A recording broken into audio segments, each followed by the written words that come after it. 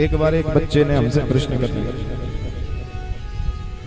एक बच्चे ने हमसे पूछा, गुरुजी हमारे मन में एक शंका है, क्या आप समाधान करेंगे?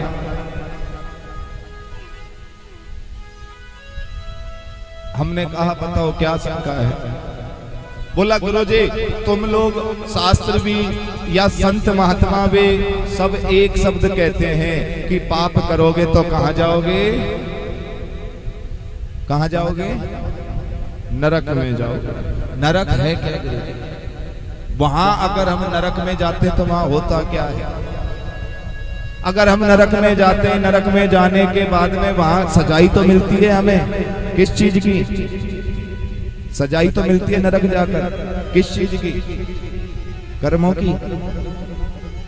वो छोटा सा बच्चा बोला गुरुदेव अगर हमने पाप किया और पाप करने के बाद में हम नरक चले गए और नरक जाने के बाद में हमने नरकों की सजा भी, अपने कर्मों की सजा भी भोग ली, तो गुरुजी फिर ये मानव तन मिला तो यहाँ हम क्यों दुखी होते हैं, क्यों सजा भोगते हैं? कोई भी किसी कुछ होता है तो कहते हैं बेटा ये तेरे कर्म का फल होगा।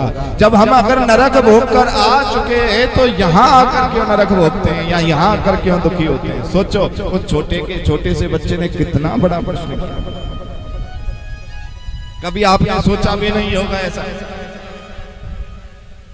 कि जब अगर हमने नरक भोग लिया या हम नरक में चले गए तो फिर हमने वहां जब सजा भोग ली तो भोगने के बाद में यहाँ हम दुखी आकर क्यों रहते हैं, यहाँ दुखी क्यों रहते हैं? जी वो शास्त्र कहते हैं कि जो हम नरक में भोगते हैं ना वो सत्य है कि हमें भोग तो भोगना पड़ेगा, ये कर्म का भोग है। पर उसमें एक प्रश्न उठता है, आपका कोई व्यक्ति बीमार हो जाए और आप उसे हॉस्पिटल में भर्ती करा दो। अब हॉस्पिटल में भर्ती कराने के बाद डॉक्टर कहे इसे 1 महीना हॉस्पिटल ही रखना पड़ेगा, क्या करोगे? रखोगे ना 1 महीना? अब कुदरती घर में कोई फंक्शन आ जाए या शादी इत्यादि कोई मांगलिक त्योहार आ जाए आपके घर में, तो आप फिर क्या कहोगे डॉक्टर को? आप डॉक्टर को कहोगे अरे डॉक्टर साहब कोई ऐसा यत्न बताओ ना जिससे ये उत्सव भी मना ले और घर में भी रह जाए और हमारा मांगलिक कार्य भी हो जाए। बोलते हो या नहीं? डॉक्टर आपको कहेगा नहीं नहीं इसको तो हॉस्पिटल में ही रखना है, इसको वहां नहीं भेज सकते। आप फिर कहोगे डॉक्टर साहब कोई ऐसा यत्न बता दो ना, ऐसी कोई दवाई गोली इंजेक्शन कोई ट्रीटमेंट हमें बता दो जिससे हम घर पर बैठे बैठे इसका कर ले। बोलते हो या नहीं? वो बीमार व्यक्ति जिसे डॉक्टर कह रहा है 1 महीना यहीं रहना है और आप उस डॉक्टर को प्रार्थना कर करके उससे रिक्वेस्ट करके उसे घर ले आते हो, कितने दिन के लिए? जब तक आपका मांगलिक उत्सव हो रहा हो, कोई कार्यक्रम हो रहा हो। तो सोच कर देखो जीजियो कि उस बीमार व्यक्ति जो वो भोग हॉस्पिटल में भोग रहा था उसे कहाँ लाए आप? घर में ले आए और घर में लाने के बाद भी वो सुखी रह गया या ठीक हो गया? वो भोग तो भोग ही रहा है ना अपना। उसी तरह शास्त्र कहते हैं कि ये जो हमें जीवन है ना, हमें नरक यातना तो मिलती है पर उस नरक यातना को भोग भोग कर हम इतने दुखी हो जाते हैं कि हम शंकर से कहते हैं प्रभु अब हमें मानव तन दे दे, अब हमें पृथ्वी पर भेज दे।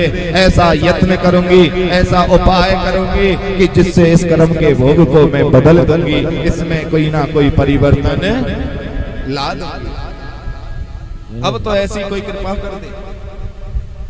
और मेरे प्रभु शंकर कहते हैं कि ठीक है तुझे पृथ्वी पर तो भेज दूंगा पर ध्यान रखियो जो ये तेरा कर्म का भोग बचा है ये तो तुझे भोगना ही पड़ेगा। अब तू यहाँ से जा रही है और पृथ्वी पर तू जा रही है तो ये वहां भोगना पड़ेगा।